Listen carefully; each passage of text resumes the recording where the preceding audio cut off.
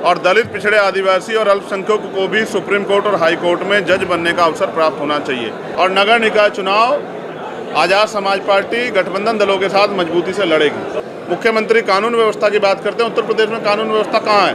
वो तो बीजेपी नेताओं की चौखट पे दम तोड़ चुकी है कि भारतीय जनता पार्टी और आरएसएस के लोग आज भी दलित, पिछड़े, आदिवासियों को इंसान समझने के लिए तैयार नहीं हैं। कि आज आज़ाद समाज पार्टी लीगल सेल का द्वितीय सम्मेलन था अधिवक्ताओं का। पहला सम्मेलन पश्चिम में हुआ था, ये पूर्वी उत्तर प्रदेश का सम्मेलन है। आज़ाद समाज पार्टी काशीराम अधिवक्ता सेल जो धीरे धीरे पूरे उत्तर प्रदेश के सभी जिलों में, सभी तहसीलों तक जिसका निर्माण हम लोग कर रहे हैं, आज उनका सम्मेलन और पूर्व में जो लोग, पूर्व के जो जिले हैं उनके अधिवक्ताओं का सम्मेलन जो है यहाँ मऊ में प्रस्तावित था, उसी में शामिल होने के लिए मैं आया हूँ। उनकी अधिवक्ताओं की कुछ मांगे हैं, जैसे अधिवक्ताओं को भी पेंशन का लाभ मिलना चाहिए।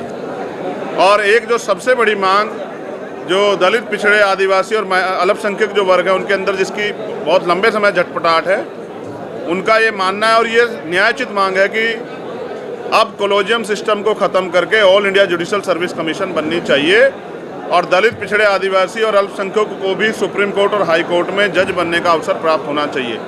जब एक चपरासी से लेके एक आईएएस तक के लिए परीक्षा होती है तो जज बनने के लिए भी परीक्षा होनी चाहिए।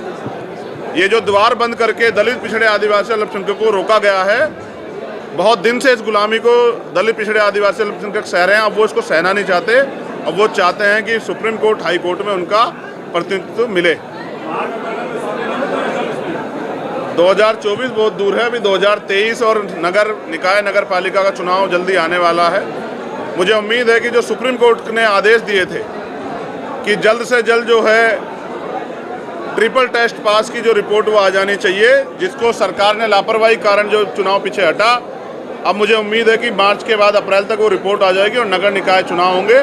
और नगर निकाय चुनाव आज़ाद समाज पार्टी गठबंधन दलों के साथ मजबूती से लड़ेगी। जानबूझ के पिछड़े वर्ग के लोगों का प्रतिनिधित्व छीनने के लिए जो भारतीय जनता पार्टी की सरकार ने ट्रिपल टेस्ट की जो है आवश्यकता जो नीडेड थी वो पूरी नहीं की, उसके कारण ये चुनाव लंबे समय तक वापस ठहर गया है। अब उम्मीद है कि माननीय सर्वोच्च न्यायालय के आदेश पे चुनाव जल्द उत्तर प्रदेश में होगा। 24 की तैयारी ये है कि जैसे बिहार में जातिगत जनगणना हो रही है तो पूरे देश में जातिगत जनगणना होनी चाहिए।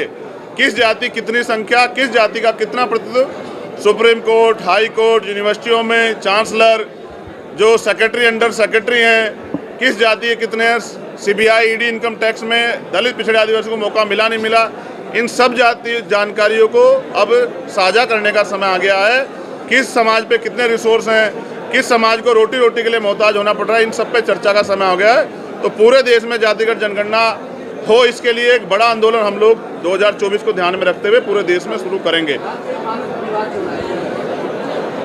मुझे लगता है कि अब अधिकारों के विवाद पे ज़्यादा चर्चा करनी चाहिए कि जिस तरह से भर्तियों में घोटाले उत्तर प्रदेश सरकार में हुए हैं, पेपर लीक होते हैं। मुख्यमंत्री कानून व्यवस्था की बात करते हैं, उत्तर प्रदेश में कानून व्यवस्था कहाँ है? वो तो बीजेपी नेताओं की चौखट पे दम तोड़ चुकी है। 68,000 की भर्ती में, शिक्षक भर्ती में 20,000 पदों घोटाला हुआ था।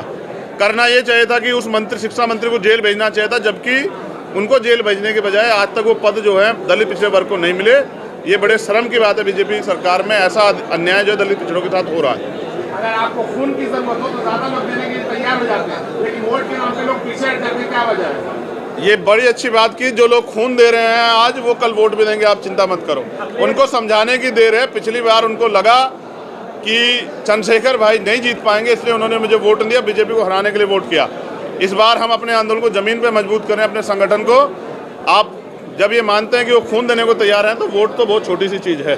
अखिलेश यादव ने खुद को सूत्र कहा है, वहीं उन्होंने मायावती ने कहा कि आपको काम को याद करना चाहिए। मैं बस ये कहना चाहता हूँ कि दोनों नेताओं ने जो कहा वो उनके व्यक्तिगत राय हैं।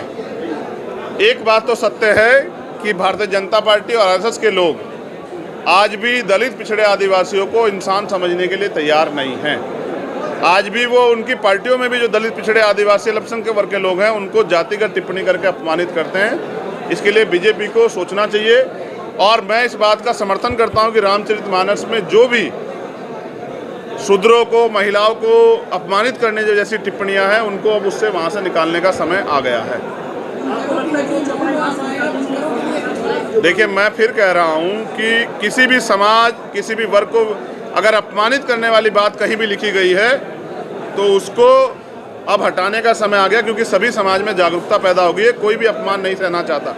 वहीं मैं ये भी बता देता हूँ कि हमारा सबसे बड़ा धर्म ग्रंथ वो भारतीय संविधान है, और संविधान के हिसाब से सभी लोगों को सम्मान और अवसर के साथ, स्वाभिमान के साथ जीने का अधिकार है। ये सरकार उसको छीनने का काम बंद करे।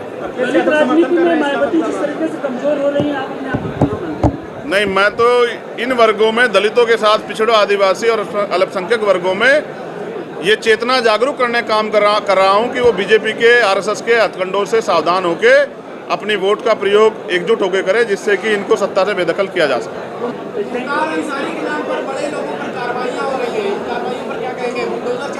देखिए, बीजेपी सरकार ने उत्तर प्रदेश में कोई ऐसा काम नहीं किया जिसके दम पे वो लोगों के बीच जाके वोट मांग पाए। अभी नड्डा जी की और खुद मुख्यमंत्री उस सभा में थे, आपने देखा लोग नहीं थे। अब उनका एक ही उद्देश्य है, किस तरह से हिंदू मुसलमान का वो बना रहे। इसलिए जानबूझ के मुस्लिम लीडर्स को, मुस्लिम जो रोजगार करने वाले जो बिजनेसमैन हैं, उनको टारगेट किया जा रहा है, जिससे कि उनको दिखा के और एक माहौल बनाया जाए। जनता अब समझ चुकी है, अब जनता सबक सिखाएगी।